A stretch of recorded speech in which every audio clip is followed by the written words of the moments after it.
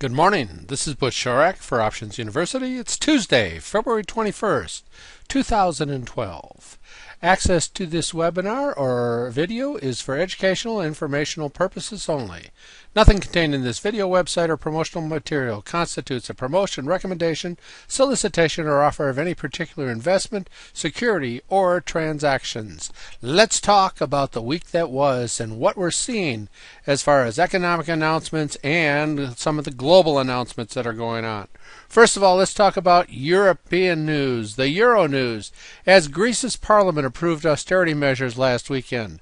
Market participants became a bit concerned, though, that the efforts to get the flagging country bailout funds will remain bogged down because of stories suggesting out of Greece that the Eurozone officials question the sincerity of Greece's commitment to measures intended to shore up fiscal and financial conditions. Even though most of the market's concerns is on Greece, and there are other countries that are having problems in the Eurozone.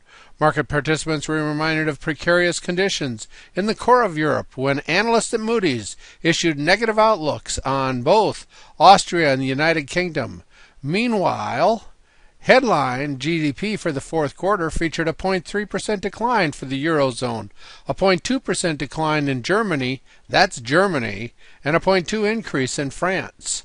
In the Fed news, as we saw that we had minutes from the most recent FOMC meeting, the only real relative surprise was that the regional Fed president, Lacker, made it known that he believes exceptionally low levels of the federal funds rate, which stands at 0.0% to 0.25%, may need tightening prior to the end of 2014 so as to prevent inflation projections or expectations.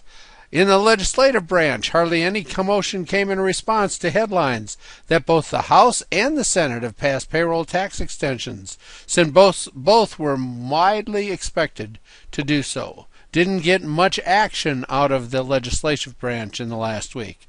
It was options expiration week, and even though we had some volume to close out options expiration Friday, it was of no great consequence, nor no great volume in the market, as we've seen declining volume so far as we move forward.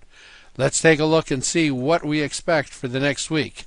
As we can see, Monday the market was closed, so that was not a time that provided any economic announcements for us. As we work till Tuesday, we see there's not much going on Tuesday. No big deal. On Wednesday, we've got existing home sales at 10 o'clock. That has been pretty positive as the recent months have been going by.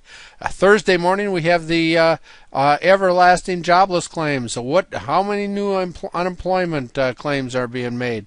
And that actually has been looking much better as we see the rate of unemployment coming down according to federal statistics. We got the Fed manufacturing index. Doesn't move the market all that much, so not much else going on Thursday. And then Friday morning, a market mover called consumer sentiment. That'll be at 9:55. New home sales at 10. Of the two of them, consumer sentiment would certainly be the one of bigger concern. Earnings and interest this week. We've got Boyd, we've got Kraft, we've got Walmart, Macy's, Saks out of the retail, and Radio Shack out of the retail end of the market. So we'll see if that should have any effect on the overall market as these earnings are coming out in the next week. Earnings of interest. Let's take a look at the SPX, and we see that the stair step continues. By the stair step, I mean it goes from this level to this level, which is one step higher, then breaks out, goes to the next level. Notice this one took about 11 days, then goes up to the next level. This one took about 10 days, and then Friday on options expiration popped into that new level where we see we've broken into new highs for the last 3 months and have broken into that new yellow zone where I suggest that there may be some consolidation taken there as we hit that zone level. All right, let's take a look at what else we've got during the SPX. Let's zoom in on it a little bit further, and we'll see that there is that breakout into that next zone. height of that new zone we expect to be around 1370, right in that range. So predicting for a little higher numbers in the SPX as we move forward. So the stocks leap up. Euro credit markets look a little bit stronger as we see good strength in the bond markets in Europe.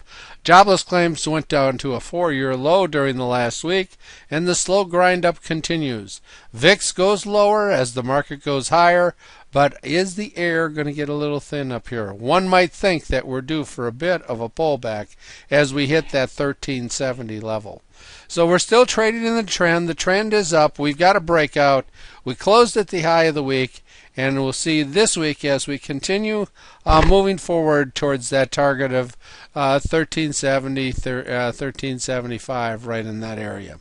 So SPX looking healthy, and it's in a bullish zone. Let's take a look at the Dow, see how that and looks very much like the SPX. As we see, we consolidated. We've been having the stair steps there as we move our way up with the Dow, and we're headed for that 13,000 number as we broke out Friday into our next stair level with the Dow as it followed the SPX.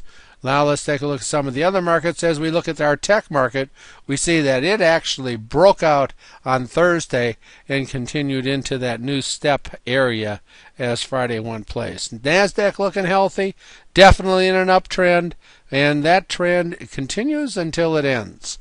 All right, let's take a look at one more thing. We'll look at the small cap market, and we see that we're consolidating.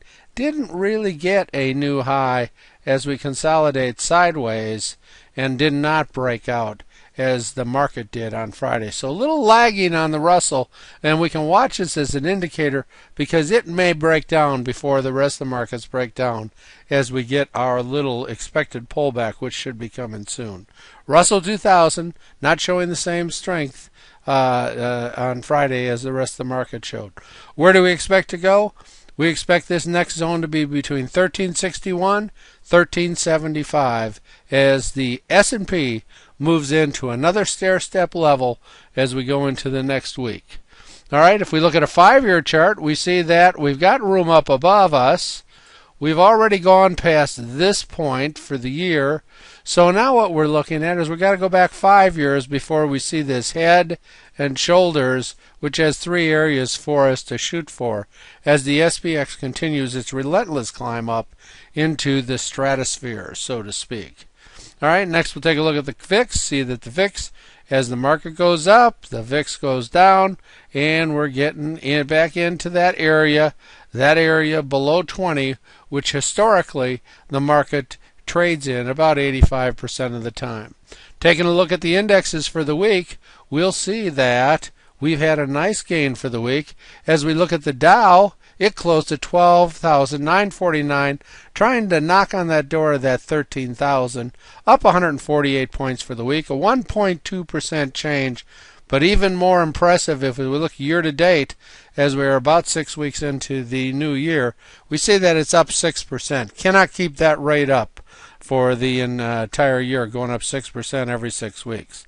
NASDAQ, the most powerful year to date, up 13.3%, 1.6% up for the week, and we see that it was up 47.90 on Friday. For the entire week, as Friday it closed at 29.51. S&P 500, the big granddaddy of all the indexes out there, closed at 1361. Change for the week of 1859, up 18 for the week. A nice week for the S&P, as we see a percent change of 1.4 with a year-to-date change of 8.2%, lagging the NASDAQ a bit and lagging the Russell. As we look at the Russell 2000, our small cap index, we see that it closed the week at 828 and was up 15 points for the week, up 1.9%, the big gainer for the week, and didn't do it on Friday, it did it before. And year to date, up 11.8%. So the small caps have had a nice run as we looked at the year, and looked at the past week. All right, So those of you that are not gold members, well, we were glad to have you aboard for our a review of what took place last week, what to expect in the next week. Our gold members, hang in there, and in just a minute we'll continue on and look at our stocks to watch and look at a few charts and see how these stocks have performed relative to the overall market. For those of you that are not gold members, there will be a website on the after slide which can show you where you can find more information about gold membership and about some other free videos that you could watch. So thank you for being here. Gold members, hang on. We'll get going in a minute.